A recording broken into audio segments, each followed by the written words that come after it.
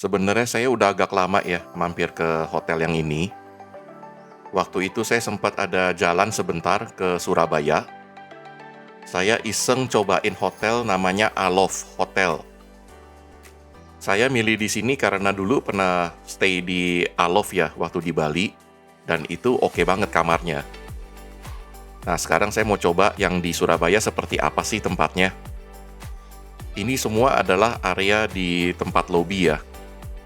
Kalau saya lihat lebih besar yang di Surabaya daripada di Bali, dan di sini vibe-nya itu lebih ke anak muda ya, dan lebih bagus daripada yang di Bali. Banyak banget konsep-konsep yang futuristik seperti ini, tapi masih enak dilihat mata. Banyak desain-desain yang lumayan oke sih kalau saya lihat ya. Kayak seperti ini misalnya. Konsepnya kayak modern, playful, tapi futuristik gitu. Kalau dari bandara itu kira-kira jaraknya mungkin sekitar 45 menit ya pakai taksi. Tempatnya ini memang tidak di tengah kota ya, Hotel Aloft yang di Surabaya yang kami tempati.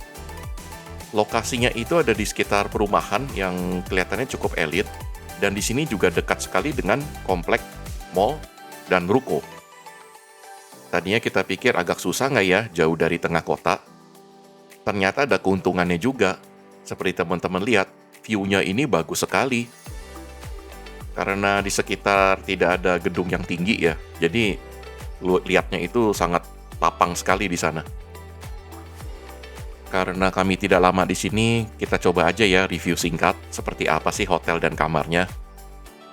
Hotelnya sendiri kelihatannya saya nggak tahu ya, masih baru atau memang sangat bagus sekali maintenance-nya. Saya lihat sih di sini lumayan rapi semuanya nih. Untuk konsep juga lumayan oke ya, sudutnya rata-rata ini tumpul ya, bukan yang tajam. Safe deposit juga ada, sleeper juga dikasih satu pasang ya. Sorry, dua pasang. Untuk ruangannya sendiri, teman-teman bisa lihat sendiri ya. Ini pas, jadi nggak kecil, tapi juga nggak terlalu besar gitu. Konsepnya pun sangat menarik ya, artistik. Semua yang kita perlu ya ada di kamar ini semua. Dan sangat rapi sekali kamarnya. Bahkan tempat tidurnya aja saya nggak lihat ada noda gitu di spray ya. Ini saya nggak tahu nih, mungkin masih baru atau sangat baik sekali maintenance mereka. Kalau dari sisi meja, kalau di sini sambil untuk dinas ya, untuk bekerja, ini meja bisa dipakai dan lumayan lega. Seperti biasa, dikasih botol air minum, kemudian ada coffee maker juga. Di sini ruangannya ya nuansanya elegan ya, jadi seperti kuning putih lampunya. Model-modelnya juga lumayan antik semua. Saya sih lumayan betah ya stay di hotel ini. Untuk kamar mandinya juga pas ya, saya nggak begitu suka kamar mandi itu besar. Yang ini ukurannya pas, nggak kecil, nggak besar juga ya.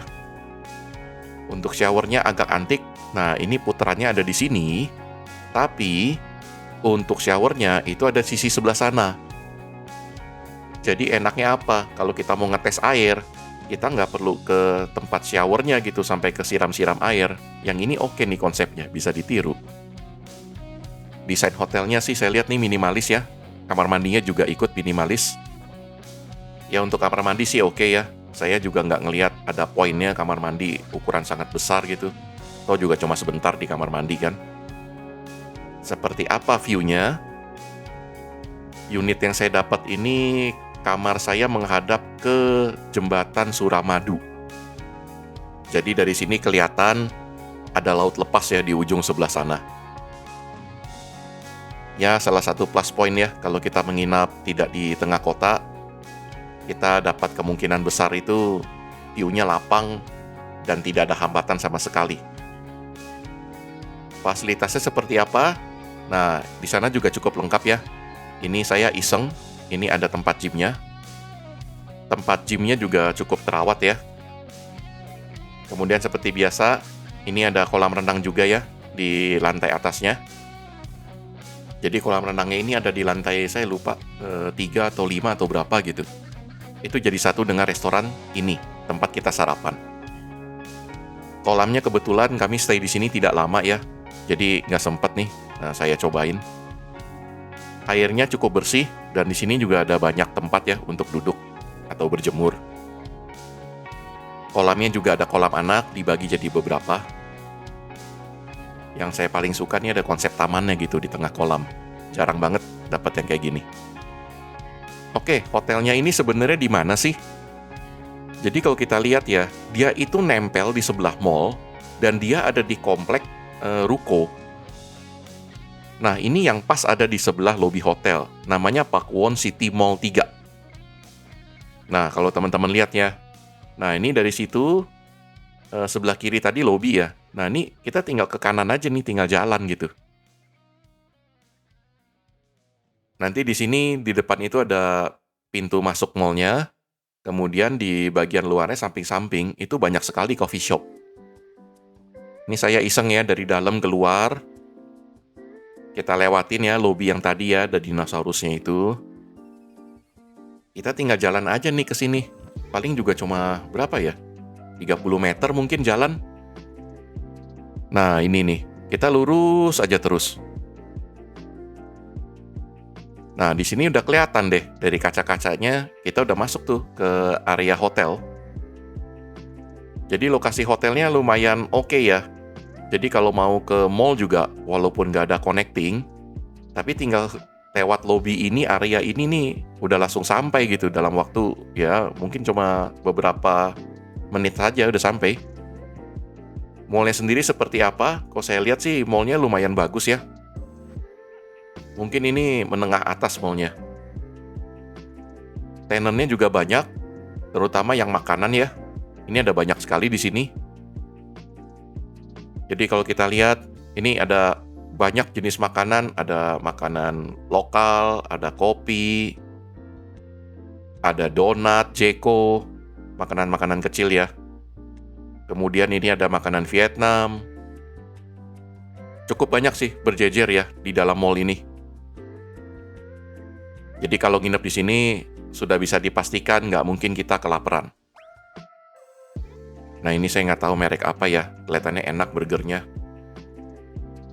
Beberapa toko ini juga sebenarnya nembus dengan area luarnya ya, outdoornya ya. Jadi kalau mallnya belum buka, ya teman-teman bisa masuk ke kafe-kafe ini ya lewat depan. Mereka juga lumayan banyak yang buka dari pagi. Ini seperti yang saya kasih lihat ya. Banyak banget pilihannya. Excelso, ada Toby Estate. Dan kalau jalan lagi, ini semua area-area ini penuh sama tukang jual makanan nih yang tengah ini. Ada banyak dan lumayan rame di sini, apalagi kalau weekend ya. Di sebelah kirinya juga masih ada yang jual makanan. Jadi kalau soal makanan gak usah takut, di mall ini ada banyak. Mau dari makanan berat, sampai makanan kecil, sampai ngopi, sampai ngeteh, semua ada. Terus selain di sini di mana lagi? Nah, mereka tuh punya area namanya tuh Shanghai Park atau Taman Shanghai. Di sini kalau pagi pun ada yang buka nih, teman-teman. Jadi kalau nginep di Hotel Aloft, bisa ambil opsi yang nggak pakai sarapan, kemudian kita tinggal jalan aja ke samping untuk cari sarapan sendiri. Di sini saya mau kasih lihat ya suasana ketika malam itu seperti apa di Taman Shanghai. Ini tempatnya bagus banget. Jadi di siang aja bagus, ketika malam lampunya juga keren banget ini di sini. Ini banyak sekali yang foto-foto ya di sini karena memang areanya kalau saya bilang sih lumayan bagus nih. Kalau orang nggak tahu ya, dikira kita lagi liburan nih ke daerah Cina atau ke Hong Kong. Padahal ini cuma di Surabaya loh. Saya nggak pernah datang ke tempat ini sebelumnya ya, tapi menurut saya ini bagus banget. Jadi kalau teman-teman lagi ada main ke Surabaya atau bingung mau nginep di mana, hotel ini bisa jadi salah satu opsi ya.